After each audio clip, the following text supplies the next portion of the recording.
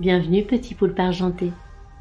Tu es à bord de l'Octopus et moi c'est Marine, créatrice de ce podcast et exploratrice de l'harmonie dans cette drôle de vie. Passionnée par l'humain, j'aime réfléchir, agir et faire des liens pour son bien-être et celui de la planète. Je t'embarque avec mon équipage pour découvrir les profondeurs de ton corps, de ton cœur et de ton esprit. Ensemble, nous allons naviguer à travers des médecines, des thérapies et des sujets engagés pour une santé holistique. Et pour en savoir plus, je t'invite à écouter la toute première chronique. Alors c'est parti, mettons les voiles pour devenir acteur de notre bonheur. Ah, et dernier message avant de prendre le large. The Octopus a besoin de tes tentacules pour continuer son voyage. Alors si tu apprécies ce podcast, merci de le suivre sur les réseaux sociaux, de t'abonner sur ta plateforme préférée, mais aussi d'offrir des étoiles ou des commentaires sur Apple Podcast.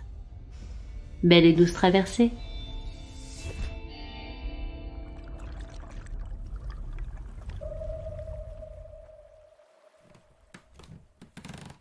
Le lien entre santé et art peut paraître flou. Mais vous est-il déjà arrivé, en refermant un livre, en sortant d'une salle de ciné, d'un spectacle, devant une peinture, un dessin, une danse, de ressentir une émotion telle que vous aviez envie de changer, commencer ou recommencer quelque chose dans votre vie, de créer même. En ça, je pense que l'art est une thérapie, qu'on soit artiste ou spectateur. En nous mettant face à nos émotions, l'art nous invite à nous questionner sur qui nous sommes, ce que nous voulons, pour nous-mêmes comme en société, et à agir. En tout cas, c'est ce qui s'est passé pour moi lorsque j'ai découvert le travail des artistes que nous allons rencontrer ensemble. Des artistes singuliers qui racontent notre monde pluriel et nous invitent à en bouger les codes. Je m'appelle Sophie Labruyère, je suis auteure et réalisatrice et j'ai le plaisir de prendre les commandes de l'Octopus pour cette série de connexions artistiques.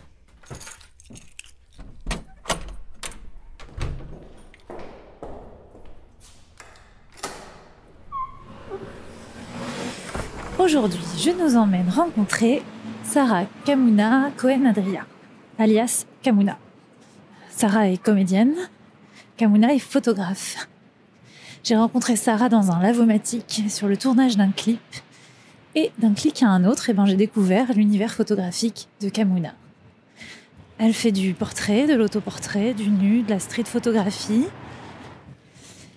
Et je dirais qu'elle a ce don de décomplexer le corps, de remettre un petit peu de vérité et d'authenticité dans un monde où l'image du corps est quand même sacrément normée. Moi, clairement, son travail me saisit, m'émeut. Donc forcément, j'ai eu envie de le partager avec vous.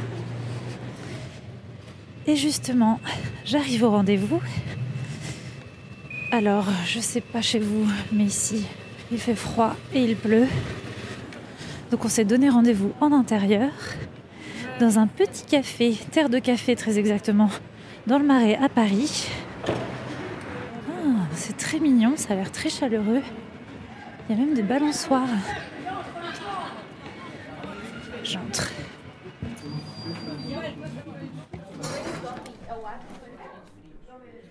Eh bien, bonjour Kamuna. Bonjour. Merci de m'accorder ce moment. Avec plaisir. Je me demandais comment tu avais choisi cet endroit. Est-ce que c'est un endroit où juste t'aimes bien venir ou est-ce que c'est aussi peut-être un endroit qui t'inspire pour ton travail ? C'est vrai que j'ai déjà pris 2-3 portraits ici, que j'ai jamais montré, mais d'amis comme ça. J'aime bien, les couleurs sont belles, la brique, effectivement le bambou, c'est assez. Je trouve que ça va bien au teint et ça cadre. La balançoire cadre, donc c'est assez beau. Oui, on est assises effectivement sur des petites balançoires et c'est très agréable, c'est très cosy. Et ils ont aussi des très bons cookies. Voilà, quand j'ai envie de me faire un petit kiff, je viens ici. Mais c'est très rare en fait, c'est pas du tout un lieu... j'ai pas de lieu de prédilection, j'ai pas de lieu préféré, choisi, ça me ressemble pas du tout. Quand on te demande ce que tu fais ou qui tu es, comment tu te présentes ? Ouais. Je crois que maintenant je me présente de plus en plus en tant qu'artiste, plus que comédienne ou photographe ou... j'essaie de globaliser un peu la chose, puisqu'il m'arrive aussi de réaliser, j'ai aussi fait de la musique. Du coup, je me dis artiste qui, en ce moment, développe plus la photo qu'autre chose. Et d'ailleurs, la photographie, ça t'est venu comme ça? C'est là depuis toujours ou comment t'en es venu à faire de la photo? Alors, la photo, c'est pas récent. Ma sœur faisait de la photo. Ma sœur est aussi dans le cinéma. Enfin, je crois que là où elle a été, j'ai un peu suivi. C'est avec elle que j'ai vu des appareils photo, c'est avec elle que j'ai vu des négatifs, puisqu'on était clairement encore au temps de la pellicule. C'est avec elle que j'ai vu des vrais tirages, parce que c'est aussi elle qui tirait ses photos. Voilà, c'est elle qui m'a quand même guidée vers ça, quoi. Et quand j'étais au lycée, je viens d'un lycée autogéré. Je sais pas si tu connais, mais c'est un lycée alternatif, complètement autogéré par les profs et les élèves. On n'est pas dans la hiérarchie, conventionnelle, quoi. Donc voilà, et moi qui étais en échec scolaire, c'était un peu ma dernière maison. Les profs étaient super cool. Il y avait vraiment on était considérés et on pouvait vraiment communiquer avec eux. On avait notre voix, vraiment. Puisque tout était voté en AG, etc., etc. Là-bas, j'étais entendue, j'existais. Mais donc, qui dit autogéré dit aussi on se gère. Et moi, à 14 ans, je sortais d'Aubervilliers, donc ma ville natale. Je découvrais Paris parce que c'était dans le 15e arrondissement. En plus, je prenais le métro, tout ça, tous les jours. Et en fait, très vite, j'ai plus du tout été à l'école. Tous les matins, j'allais à la première séance de cinéma. Donc, c'est la moins chère en plus. Et le truc, c'est qu'il n'y a pas de lien avec les parents. Si j'allais pas en cours, personne ne le savait. À côté des cours, il y avait la possibilité de faire des grands ateliers ou des grands projets. Donc, tu pouvais apprendre à peu près tout ce que tu voulais. Que ce soit de côté plutôt art plastique, musical, cinématographique, mais aussi travailler pour un éventuel voyage. Tu pouvais aussi toi-même créer ton atelier. Si tu avais quelque chose à apprendre, tu pouvais l'apprendre aux autres. Et le truc, c'est que petit à petit, je me suis vachement éclatée dans les ateliers. J'ai découvert aussi le théâtre, même si c'était un peu plus difficile. J'ai surtout découvert le respect. Donc tout ça, je le découvre, mais par contre, l'école, c'est pareil. Et donc, en fait, au fur et à mesure, j'ai passé mes journées à jouer à cache-cache avec mes profs. Et il y a un moment où je savais tellement plus où aller qu'il y avait cette porte du labo photo que j'avais jamais ouverte.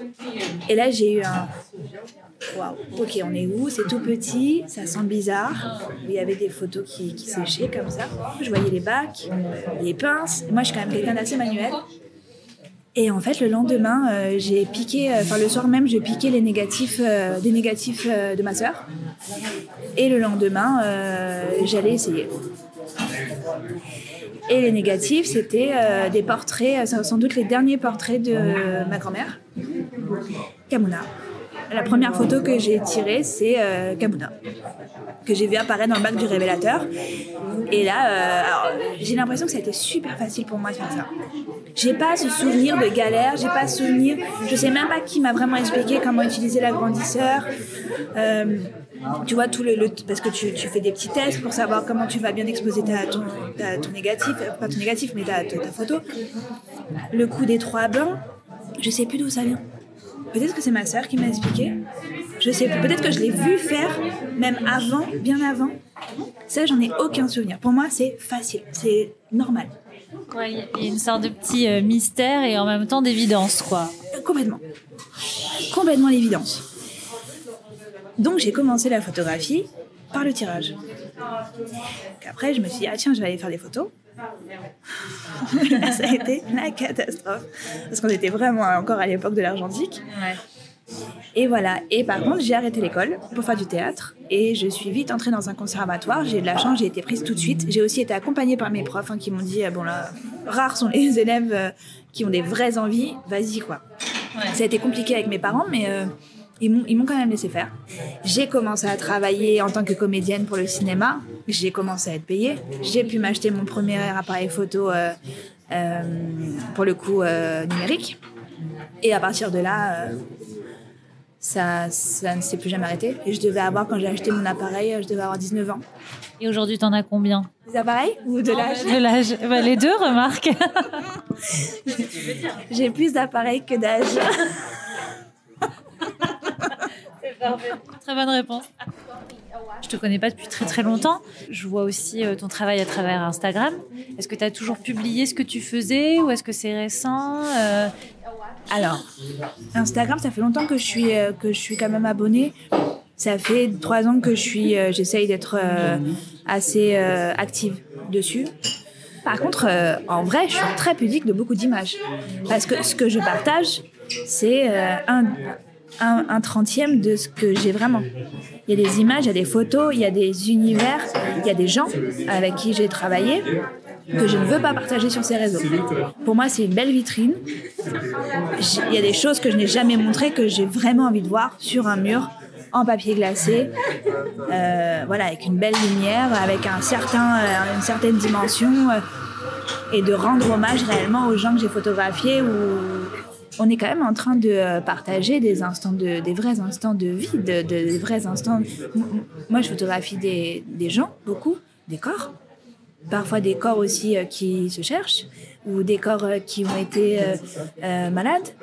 Et j'ai trop de respect pour les gens qui m'ont fait confiance, j'ai trop de respect pour... je suis très heureuse en plus du travail qu'on a fait ensemble, je les trouve très belles ces images, et j'ai envie qu'on se pose 5 minutes, 1 minute, même 1 minute, même 30 secondes, je crois que ça n'existe plus en fait sur un réseau.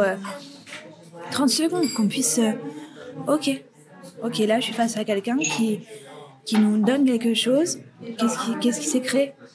Et justement, tu commençais à parler un petit peu plus en détail de ton travail. Tu montres des corps nus, tu joues avec le masculin, le féminin, le privé, le public, parce qu'il y a aussi parfois des corps nus dans la rue. Enfin, quelle est la place de l'intime dans ton travail? Je crois que j'ai pas vraiment de réponse. Et encore, c'est-à-dire que qu'est-ce que ça veut dire l'intime? Enfin, parce que toi, tu parles de ce que tu vois sur un réseau. En vrai, mon intimité, ma vie, tu la connais pas du tout. Et personne ne la connaît. Mais alors, personne.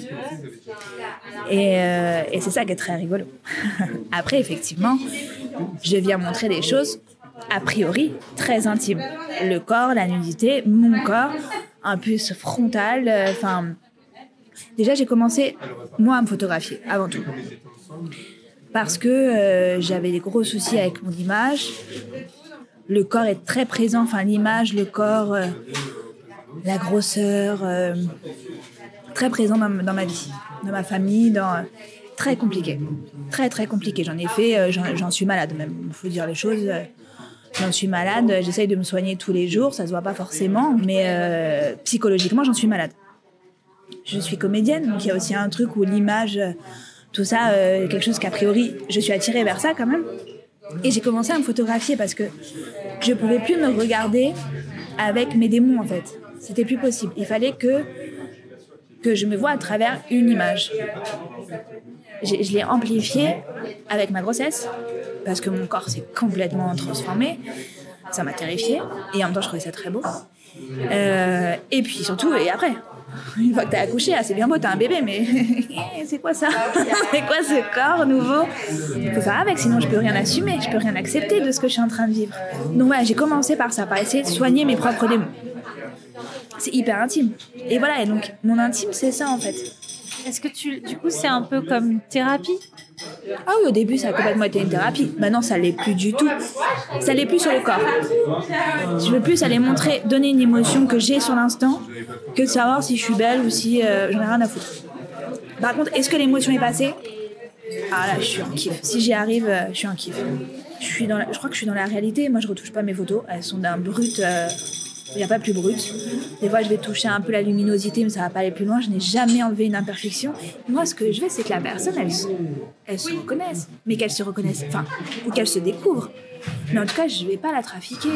Je ne suis pas dans cette recherche-là. Je suis dans une recherche, effectivement, de sincérité, de vérité et j'allais dire brutalité, mais dans le sens brut, quoi. Un fichier raw, quoi. Et tu penses que ça, c'est aussi lié à la pratique même de la photo qui peut justement permettre d'aller chercher cette vérité-là, ou même si tu avais choisi un autre art, je sais pas, tu aurais été vers les mêmes genres de sujets? Je pense que quoi qu'il en soit, j'irai avec les mêmes intentions. Ce sera complètement différent. Tous les films que j'ai réalisés, une dizaine de courts-métrages,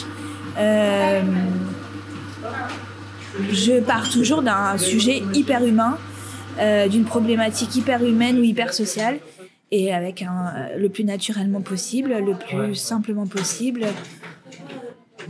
Moi, j'adore maintenant être effectivement à l'extérieur. et me mettre dans des situations un peu bizarres. J'avoue que la photo à Deauville, c'était hardcore à faire. Franchement, ça faisait longtemps que je ne m'étais pas sentie aussi vivante. C'est la photo pour laquelle tu as eu du coup un prix. Le prix de la 25e heure Longines. Voilà.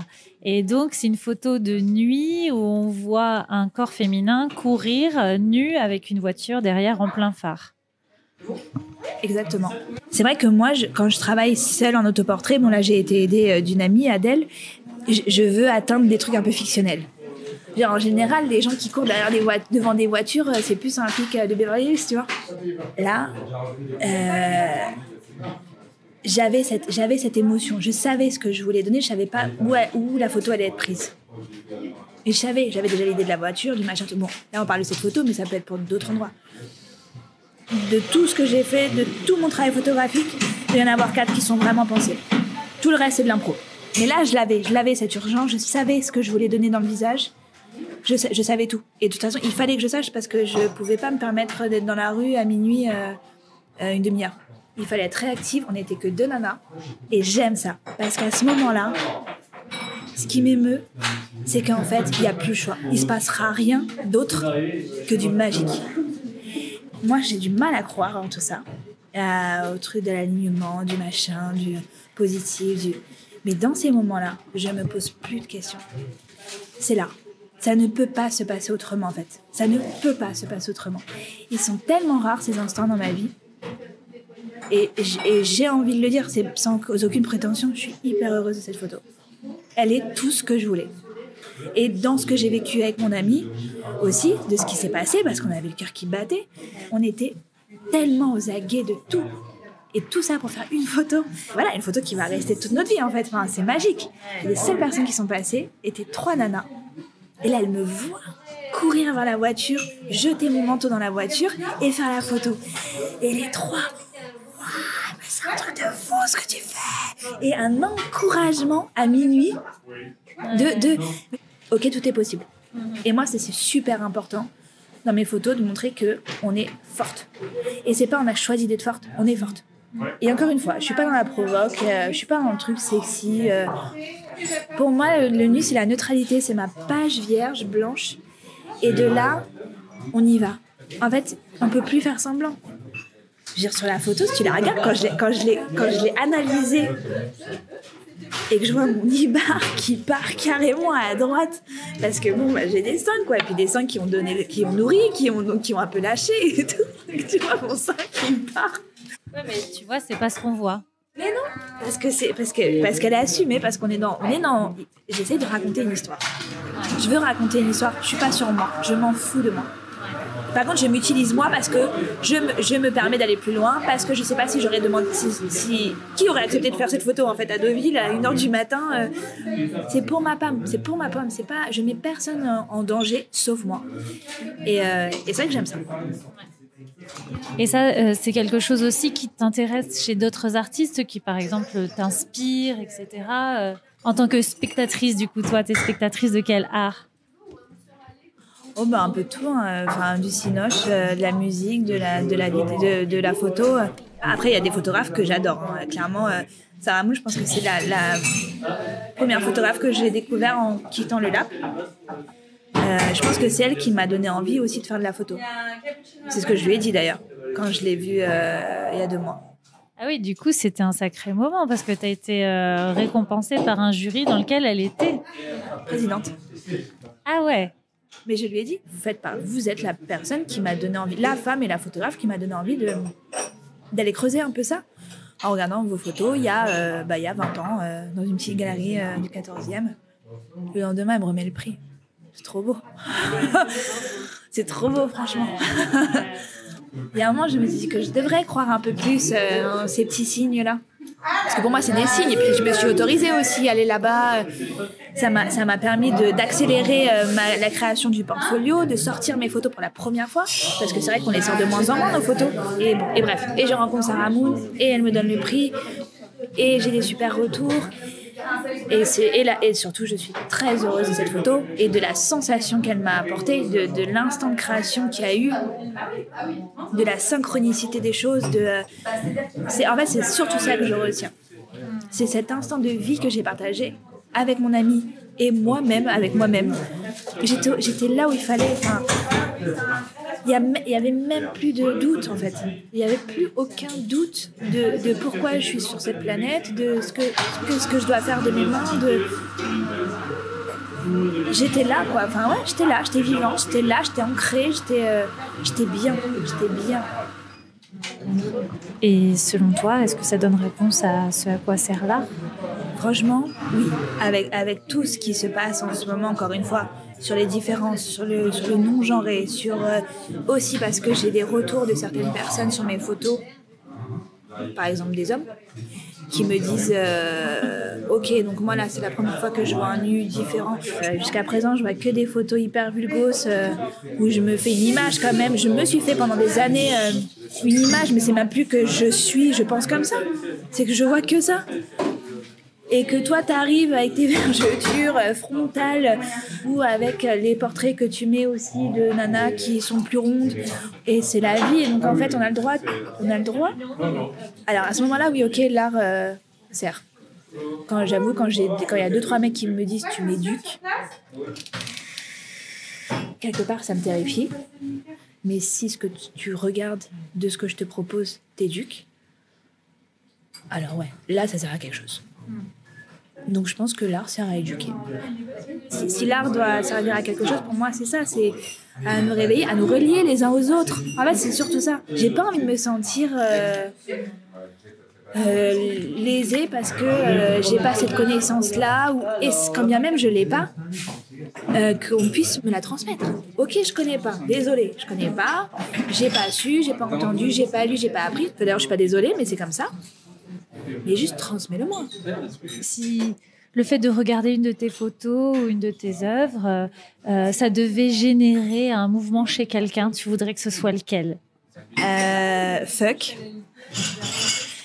Et go. Ouais, c'est Fucking go. Super, c'est parfait. Est-ce que, à tout hasard, tu as un dernier truc que tu voudrais dire, un truc dont tu voulais parler ? J'aimerais faire des photos avec un Pentax 6.7. Si quelqu'un a un Pentax 6.7 à me prêter pour 2 jours pour tester, voilà. Je veux bien, je suis preneuse. J'en prendrai le plus grand soin. Merci beaucoup, Kamouna. Merci. Et c'est ici que nous faisons escale. Retrouve le résumé et les intervenants de cet épisode, ainsi que quelques références pour aller plus loin, sur le compte Instagram ou sur le site internet The Octopush. Si tu as aimé l'extrait musical de ce générique, je t'invite à écouter l'artiste Brioche qui prend soin d'apporter douceur et poésie à tes petites ouïes. Et enfin, sache que le montage et l'univers sonore de ce podcast sont en grande partie réalisés par Sophie Lavoyère, créatrice de lumière. À bientôt.